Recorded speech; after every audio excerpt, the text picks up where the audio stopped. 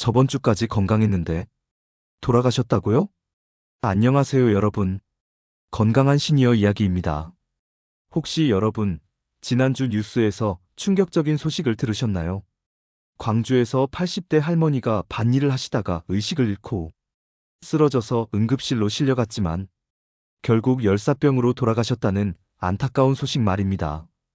그 할머니는 평소에 건강하셨던 분이에요. 매일 아침 일찍 일어나서 텃밭일을 하시고 동네 어르신들과 산책도 즐기시던 분이었습니다. 그런데 그날따라 날씨가 너무 더웠지만 농작물이 걱정되어서 낮 12시부터 오후 3시까지 3시간 동안 밭일을 계속하셨다고 해요. 처음에는 조금 어지럽고 머리가 아프셨지만 그냥 더위 먹은 줄 알고 참으셨습니다. 그런데 갑자기 온몸에 힘이 빠지면서 의식을 잃고 쓰러지신 거예요. 이웃분이 발견해서 즉시 119에 신고했지만 이미 늦어버린 상황이었습니다. 여러분, 이런 일이 결코 남의 일이 아닙니다. 올해 여름 온열질 환자가 벌써 240명이 넘었고 그 중에 돌아가신 분들도 여러 명이에요. 특히 70대, 80대 어르신들에게 열사병은 정말 무서운 질병입니다. 오늘 이 영상을 끝까지 보시면 여러분의 생명을 구할 수도 있고 가족의 생명을 구할 수도 있는 소중한 정보를 얻으실 수 있습니다. 절대 가볍게 보지 마시고 꼭 끝까지 시청해주세요. 그리고 이런 중요한 건강 정보를 놓치지 않으시려면 지금 바로 구독 버튼과 좋아요 버튼을 눌러주시고 알림 설정까지 해주세요. 여러분의 건강을 지키는 것이 저희의 가장 큰 보람입니다. 자, 그럼 지금부터 열사병과 일사병의 차이점부터 생명을 구하는 응급처치법까지 하나하나 자세히 알려드리겠습니다. 먼저 많은 분들이 헷갈려 하시는 열사병과 일사병의 차이점부터 정확히 알아보겠습니다. 일사병은 강한 햇볕에 오랜 시간 노출되었을 때 생기는 질병이에요. 두통이 나고 현기증이 나며 피부가 차갑고 축축해집니다. 얼굴은 창백해지고 심하면 졸도할 수도 있어요. 하지만 체온은 정상이거나 약간만 올라갑니다. 제가 작년에 만났던 부산의 72세 이정자 어머님이 바로 이런 경우셨어요. 손자와 함께 해수욕장에 가셨다가 파라솔 없이 3시간 동안 모래사장에 앉아 계셨는데 갑자기 어지러우시더니 얼굴이 하얗게 되면서 식은땀을 흘리셨다고 해요. 다행히 즉시 그늘로 옮기고 시원한 물을 마시게 해드렸더니 30분 만에 완전히 회복되셨습니다. 이정자 어머님은 처음에는 그냥 더위 먹은 줄 알았는데 이렇게 빨리 좋아지니까 정말 다행이었어요 라고 하시더라고요. 이처럼 일사병은 적절히 대처하면 비교적 빨리 회복됩니다. 하지만 열사병은 완전히 다릅니다. 열사병은 우리 몸의 체온 조절 중추가 완전히 고장나서 생기는 매우 위험한 질병이에요. 체온이 40도 이상까지 올라가고 피부가 뜨겁고 건조하며 붉은색으로 변합니다.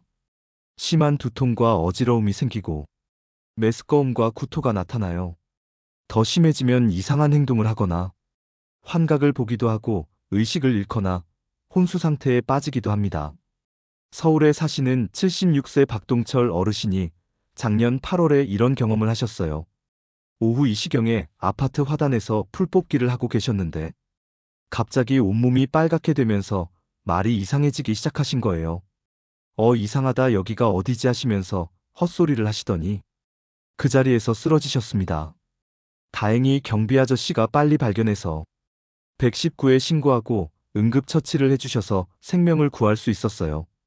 박동철 어르신은 만약 10분만 늦었어도 큰일 날 뻔했다고 의사 선생님이 그러시더라고요. 정말 무서운 병이에요 라고 말씀하시더라고요. 여러분, 이렇게 열사병과 일사병은 완전히 다른 질병입니다. 그런데 많은 분들이 이 차이를 모르고 계시다가 큰일을 당하시는 경우가 많아요. 그럼 지금부터 우리가 반드시 알아야 할 열사병의 위험 신호들을 하나하나 알려드리겠습니다. 첫 번째 위험 신호는 체온입니다. 체온이 40도를 넘어가면 매우 위험한 상황이에요. 그런데 문제는 어르신들은 체온계가 없는 경우가 많다는 것입니다. 체온계 없이도 알 수 있는 방법이 있어요. 환자의 이마나 목을 만져보세요. 일반적인 열과는 다르게 마치 뜨거운 돌덩어리를 만지는 것처럼 정말 뜨겁게 느껴집니다. 두 번째 위험 신호는 땀입니다. 열사병 환자는 체온은 매우 높은데 땀이 전혀 나지 않아요. 피부가 완전히 건조하고 뜨겁습니다. 이것이 일사병과 가장 큰 차이점이에요. 일사병 환자는 땀을 많이 흘리지만 열사병 환자는 땀샘 기능이 완전히 망가져서 땀이 전혀 나지 않습니다. 세 번째 위험 신호는 의식 상태입니다. 대구에 사시는 78세 최순덕 할머니의 경우를 말씀드릴게요. 작년 7월에 텃밭에서 고추를 따고 계셨는데 갑자기 여기가 어디야? 내가 왜 여기 있지라고 하시면서 이상한 말씀을 하기 시작하셨어요. 그러더니 아이고 머리야 머리야 하시면서 극심한 두통을 호소하셨습니다. 며느리가 이상하다 싶어서 병원으로 모시려고 하는데 갑자기 의식을 잃고 쓰러지신 거예요. 다행히 빨리 응급실로 가서 치료를 받으셔서 생명을 구할 수 있었습니다. 네 번째 위험 신호는 피부색 변화입니다. 열사병에 걸리면 피부가 빨갛게 변해요. 마치 홍당무처럼 온몸이 빨개집니다. 특히 얼굴과 목 부분이 심하게 빨개져요. 다섯 번째 위험 신호는 호흡 변화입니다. 숨을 얕고 빠르게 쉬게 되고 때로는 숨을 몰아쉬기도 해요. 이것은 우리 몸이 체온을 낮추려고 필사적으로 노력하는 신호입니다. 여섯 번째 위험 신호는 소화기 증상입니다. 심한 메스꺼움과 구토가 나타나고 때로는 설사를 하기도 해요. 이런 증상들이 하나라도 나타나면 즉시 응급 상황으로 생각하고 대처해야 합니다. 그럼 이제 정말 중요한 부분인 생명을 구하는 응급처치법을 알려드리겠습니다. 열사병이 의심되는 환자를 발견하면 가장 먼저 해야 할 일이 있어요. 바로 119에 신고하는 것입니다. 절대로 조금 쉬면 괜찮아질 거야 라고 생각하시면 안 됩니다. 인천에 사시는 69세 김영수 어르신의 경우를 말씀드릴게요. 작년 여름에 등산을 하시다가 갑자기 쓰러지셨는데 같이 가신 친구분들이 그냥 더위 먹은 거니까 그늘에서 좀 쉬면 괜찮아질 거야 라고 하면서 30분 동안 그냥 기다리셨어요. 그런데 김영수 어르신의 상태가 점점 나빠지면서 의식을 완전히 잃으시더라고요. 그제서야 119에 신고했지 결국 뇌손상으로 인해 지금도 후유증으로 고생하고 계세요. 만약 처음에 바로 119에 신고했다면 이런 일이 없었을 텐데 정말 안타까운 경우입니다. 119에 신고한 후에는 응급차가 올 때까지 환자의 체온을 낮춰주는 것이 가장 중요해요. 첫 번째로 환자를 즉시 시원한 곳으로 옮겨야 합니다. 그늘이나 에어컨이 있는 실내로 옮기세요. 만약 에어컨이 없다면 선풍기라도 틀어주세요. 두 번째로 환자의 옷을 벗겨주세요. 특히 꽉 끼는 옷이나 두꺼운 옷은 즉시 벗겨서 열이 빠져나갈 수 있게 해주세요. 세 번째로 젖은 수건으로 몸을 닦아주세요. 25도 정도의 미지근한 물에 수건을 적셔서 온몸을 계속 닦아주시면 됩니다. 너무 차가운 물은 오히려 혈관을 수축시켜서 좋지 않아요. 네 번째로 선풍기나 부채로 바람을 쐬어주세요. 젖은 피부에 바람이 닿으면 증발 효과로 체온이 빨리 내려갑니다. 다섯 번째로 얼음주머니가 있다면 목, 겨드랑이, 사타구니에 대어주세요. 이 부위들은 큰 혈관이 지나가는 곳이라서 여기를 차갑게 해주면 체온이 빨리 내려가요. 그런데 여러분, 여기서 절대로 하면 안 되는 것이 있습니다. 의식을 잃은 환자에게는 절대로 물을 먹이면 안 됩니다. 많은 분들이 탈수가 원인이니까 물을 먹여야 한다고 생각하시는데 이것은 매우 위험한 행동이에요. 의식이 없는 상태에서 물을 먹이면 기도로 물이 들어가서 질식할 수 있습니다. 실제로 이런 사고가 종종 발생해요. 광주에 사시는 74세 정말순 할머니의 경우를 말씀드릴게요. 작년에 시장에서 쓰러지셨는데 주변 사람들이 좋은 마음으로 물을 먹여드리려고 했어요. 다행히 간호사 자격증이 있는 분이 계셔서 의식이 없는 사람에게는 물을 먹이면 안 된다고 말려서 큰 사고를 막을 수 있었습니다. 그러니까 의식이 없는 환자에게는 절대로 물이나 음료수를 먹이지 마시고 119가 올 때까지 체온만 낮춰주시면 됩니다. 그럼 이제 일사병에 대한 대처법도 알려드리겠습니다. 일사병은 열사병보다는 덜 위험하지만 제대로 대처하지 않으면 열사병으로 발전할 수 있어서 역시 주의가 필요해요. 일사병 환자를 발견하면 먼저 시원한 그늘로 옮기세요. 그리고 옷을 느슨하게 풀어주고 다리를 머리보다 높게 해서 눕혀주세요. 의식이 있고 구토 증상이 없으면 물이나 이온 음료를 조금씩 마시게 해주세요. 한 번에 많이 마시면 구토할 수 있으니까 조금씩 천천히 마시게 하는 것이 중요해요. 시원한 물수건으로 몸을 닦아주고 선풍기나 부채로 바람을 쐬어주세요. 보통 30분에서 1시간 정도면 회복됩니다. 하지만 1시간이 지나도 회복되지 않거나 의식이 흐려지면 즉시 병원으로 가야 해요. 전북에 사시는 71세 한정숙 어머님의 경우를 말씀드릴게요.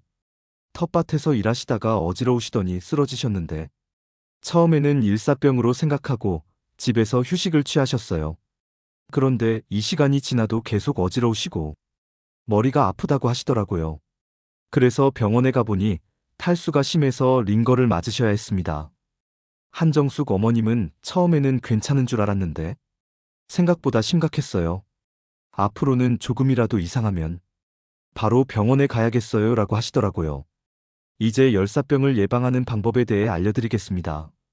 첫 번째 예방법은 시간대를 잘 선택하는 것입니다. 오전 11시부터 오후 4시까지는 가장 더운 시간대예요. 이 시간대에는 되도록 바깥 활동을 피하세요. 만약 꼭 나가야 한다면 자주 그늘에서 휴식을 취하고 30분마다 시원한 곳에서 쉬어주세요. 경남에 사시는 73세 박철수 어르신은 이 원칙을 철저히 지키세요. 예전에는 한낮에도 농사일을 했는데 나이가 들고 나니까 정말 위험하더라고요. 지금은 새벽 5시부터 오전 9시까지 일하고 오후에는 4시 이후에만 나가요라고 하시더라고요. 두 번째 예방법은 충분한 수분 섭취입니다.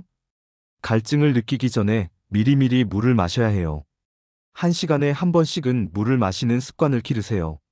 하지만 신장 질환이 있으신 분들은 의사와 상담 후에 수분 섭취량을 정하셔야 해요.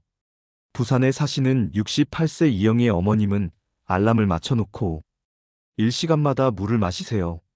처음에는 번거로웠는데 습관이 되고 나니까 자연스러워요. 작년 여름에는 한 번도 더위를 먹지 않았어요 라고 하시더라고요. 세 번째 예방법은 적절한 옷차림입니다. 밝은 색깔의 헐렁한 옷을 입으시고 모자를 꼭 써주세요. 검은색 옷은 열을 흡수하므로 피하시는 것이 좋아요. 네 번째 예방법은 컨디션 관리입니다. 잠을 충분히 주무시고 술은 피하세요. 술을 마시면 탈수가 더 심해져서 열사병 위험이 높아집니다. 다섯 번째 예방법은 만성질환 관리입니다. 고혈압, 당뇨병, 심장병이 있으신 분들은 더욱 주의하셔야 해요. 이런 질환이 있으면 체온 조절 능력이 떨어지거든요. 대전에 사시는 75세 김순자 할머니는 당뇨병이 있으셔서 여름철에는 특별히 조심하세요. 의사 선생님이 당뇨병이 있는 사람은 열사병에 더 취약하다고 하시더라고요. 그래서 여름에는 혈당 관리도 더 철저히 하고 수분도 더 많이 마셔요라고 하셨어요. 여섯 번째 예방법은 주변 환경 점검입니다. 집안의 선풍기나 에어컨이 제대로 작동하는지 확인하시고 정전에 대비해서 부채나 얼음주머니도 준비해 두세요. 일곱 번째 예방법은 응급상황 대비책입니다. 휴대폰에 119번을 단축번호로 저장해 두시고 가족이나 이웃의 연락처도 항상 가지고 다니세요. 울산에 사시는 70세 최영수 어르신은 휴대폰에 응급상황 메모를 저장해 두셨어요. 혹시 의식을 잃더라도 다른 사람들이 내 정보를 알 수 있게 이름, 나이, 지병, 복용약물, 응급연락처를 적어두었어요 라고 하시더라고요. 이제 특별히 주의해야 할 분들에 대해 말씀드리겠습니다.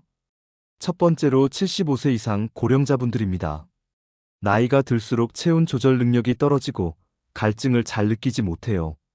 또 땀샘 기능도 약해져서 열사병 위험이 높습니다. 두 번째로 만성질환자분들입니다.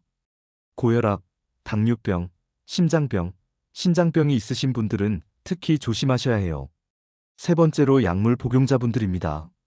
이뇨제, 혈압약, 항우울제 등을 드시는 분들은 체온 조절에 영향을 받을 수 있어요. 네 번째로 거동이 불편하신 분들입니다. 스스로 물을 찾아 마시거나 시원한 곳으로 이동하기 어려운 분들은 가족의 세심한 관심이 필요해요.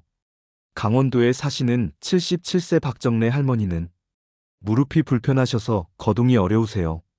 그래서 며느리가 여름철에는 특별히 더 신경을 써주신다고 해요.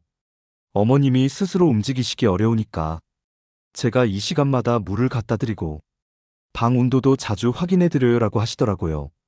마지막으로 혼자 사시는 분들입니다. 응급 상황이 발생했을 때 도움을 요청하기 어려우니까 더욱 주의가 필요해요. 전주에 혼자 사시는 79세 김영란 할머니는 여름철에는 매일 오전, 오후에 딸에게 안부 전화를 드려요. 혹시 모르니까 딸한테 엄마 괜찮다고 매일 연락을 드려요. 만약 연락이 안 되면 바로 와서 확인해 달라고 했어요 라고 하시더라고요. 이제 실생활에서 바로 활용할 수 있는 팁들을 알려드리겠습니다. 첫 번째 팁은 휴대용 응급키트 준비입니다. 작은 가방에 체온계, 수건, 물, 부채, 응급연락처 메모를 넣어서 외출할 때 항상 가지고 다니세요. 두 번째 팁은 실내 온도 관리입니다. 에어컨 설정 온도는 26-28도가 적당해요. 너무 낮게 설정하면 실내외 온도차 때문에 몸에 무리가 갈 수 있어요. 세 번째 팁은 옷차림 요령입니다. 면 소재의 밝은 색 옷을 입으시고 모자는 챙이 넓은 것으로 선택하세요. 양산도 효과적이에요. 네 번째 팁은 수분 섭취 요령입니다. 한 번에 많이 마시지 말고 조금씩 자주 마시세요. 차가운 물보다는 미지근한 물이 흡수가 더 잘 돼요. 다섯 번째 팁은 휴식 장소 확보입니다. 외출할 때는 미리 휴식할 수 있는 장소를 파악해 두세요. 상점, 지하철역, 은행 등 에어컨이 있는 곳을 미리 알아두시면 좋아요. 창원에 사시는 72세 이봉순 어머님은 시장 갈 때마다 중간중간 휴식할 곳을 정해두세요. 시장 입구 은행에서 10분, 중간에 있는 약국에서 10분, 이런 식으로 계획을 세워서 다녀요라고 하시더라고요. 여섯 번째 팁은 동반자와 함께하기입니다. 혼자보다는 가족이나 친구와 함께 외출하시는 것이 안전해요. 서로 상태를 확인할 수 있거든요. 일곱 번째 팁은 날씨 정보 확인입니다. 외출 전에는 반드시 기온과 폭염특보를 확인하세요. 폭염경보가 발령되면 덜 급한 외출은 취소하시는 것이 좋아요. 여덟 번째 팁은 응급상황 시뮬레이션입니다. 가족과 함께 열사병 응급상황을 가정에서 연습해보세요. 119 신고하는 방법, 응급처치하는 방법을 미리 연습해두면 실제 상황에서 당황하지 않을 수 있어요. 제주도에 사시는 74세 고순이 할머니는 아들 며느리와 함께 매월 한 번씩 응급상황 연습을 하세요. 처음에는 이상하다고 생각했는데 막상 해보니까 정말 도움이 되더라고요. 실제로 이웃 할머니가 쓰러지셨을 때 당황하지 않고 도울 수 있었어요 라고 하시더라고요. 이제 열사병과 관련된 여러분의 잘못된 상식들을 바로잡아 드리겠습니다. 첫 번째 잘못된 상식은 나이가 들면 더위를 덜 탄다는 것입니다. 이것은 완전히 틀린 생각이에요. 오히려 나이가 들수록 체온 조절 능력이 떨어져서 열사병 위험이 더 높아집니다. 두 번째 잘못된 상식은 물만 많이 마시면 된다는 것입니다. 물론 수분 섭취는 중요하지만 너무 많이 마시면 전해질 불균형이 생길 수 있어요. 적당량을 자주 마시는 것이 중요합니다. 세 번째 잘못된 상식은 에어컨을 계속 틀면 몸이 약해진다는 것입니다. 무더운 여름에는 건강을 위해서라도 에어컨을 적절히 사용해야 해요. 다만 너무 낮은 온도는 피하시고 26-28도로 설정하세요. 네 번째 잘못된 상식은 땀을 많이 흘리면 건강하다는 것입니다. 적당한 땀은 정상이지만 과도한 발화는 탈수를 일으킬 수 있어서 위험해요. 다섯 번째 잘못된 상식은 찬물로 샤워하면 체온이 빨리 내려간다는 것입니다. 너무 찬물은 오히려 혈관을 수축시켜서 열 배출을 방해할 수 있어요. 미지근한 물이 더 효과적입니다. 마산에 사시는 76세 정기철 어르신은 이런 잘못된 상식 때문에 위험한 경험을 하셨어요. 더운 날에 찬물로 샤워를 했는데 오히려 더 답답하고 어지러워지더라고요. 나중에 알고 보니까 미지근한 물이 더 좋다고 하더라고요 라고 하시더라고요. 이제 가족들이 알아두어야 할 내용을 말씀드리겠습니다. 자녀분들은 부모님의 여름철 건강관리에 특별한 관심을 가져주셔야 해요. 특히 혼자 사시는 부모님의 경우 더욱 세심한 관심이 필요합니다. 첫 번째로 정기적인 안부 확인을 해주세요. 여름철에는 하루에 2번 이상 전화나 방문으로 안부를 확인해 주시면 좋아요. 두 번째로 실내 환경을 점검해 주세요. 에어컨이나 선풍기가 제대로 작동하는지, 물이 충분히 준비되어 있는지 확인해 주세요. 세 번째로 응급 상황 대비책을 함께 세워주세요. 응급 연락처를 큰 글씨로 써서 잘 보이는 곳에 붙여두시고 119 신고 방법도 알려드리세요. 광주에 사시는 42세 김미경 씨는 혼자 사시는 75세 어머님을 위해 특별한 시스템을 만드셨어요. 어머님 집에 온도계를 설치해서 실시간으로 온도를 확인할 수 있게 했어요. 28도 이상 올라가면 제 휴대폰으로 알림이 와서 바로 연락드려요라고 하시더라고요. 이웃분들도 서로 도와주시는 것이 중요해요. 특히 혼자 사시는 어르신들을 평소에 관심 있게 지켜봐 주시고 며칠 동안 보이지 않으면 안부를 확인해 주세요. 안산에 사시는 67세 박영자 할머니는 옆집 할머니의 생명을 구하신 적이 있어요. 평소에 매일 마당에 나오셔서 화분에 물을 주시는데 이틀째 안 보이시더라고요. 그래서 확인해 보니까 집에서 쓰러져 계시더라고요. 바로 119에 신고해서 다행히 큰일은 없었어요 라고 하시더라고요. 마지막으로 오늘 내용을 정리해 드리겠습니다. 열사병은 체온이 40도 이상 올라가고 의식장애가 나타나는 매우 위험한 질병입니다. 일사병과는 달리 생명에 위험할 수 있어서 즉시 119에 신고하고 응급처치를 해야 해요. 열사병의 주요 증상은 고체온, 의식장애, 피부 건조, 극심한 두통, 구토 등입니다. 이런 증상이 나타나면 지체 없이 응급처치를 시작하세요. 응급처치의 핵심은 체온을 빨리 낮추는 것입니다. 시원한 곳으로 옮기고 옷을 벗기고 젖은 수건으로 몸을 닦아주세요. 의식이 없는 환자에게는 절대 물을 먹이면 안 됩니다. 예방이 가장 중요합니다. 무더운 시간대에는 외출을 피하고 충분한 수분을 섭취하며 적절한 옷차림을 하세요. 만성질환이 있거나 75세 이상이신 분들은 특히 주의하셔야 해요. 가족과 이웃의 관심과 도움이 생명을 구할 수 있습니다. 서로 안부를 확인하고 응급 상황에 대비한 계획을 세워두세요. 여러분, 오늘 알려드린 내용들이 여러분의 생명을 구할 수도 있고 가족의 생명을 구할 수도 있는 정말 소중한 정보입니다. 꼭 기억해 두시고 주변 분들에게도 알려주세요. 특히 혼자 사시는 부모님이나 이웃 어르신들에게 이 영상을 보여드리시기 바랍니다. 여러분의 작은 관심이 누군가의 생명을 구할 수 있어요. 오늘도 건강한 하루 보내시고요. 더운 여름 건강하게 이겨내시길 바랍니다. 구독과 좋아요, 알림 설정 잊지 마시고요. 댓글로 궁금한 점이나 경험담도 남겨주세요.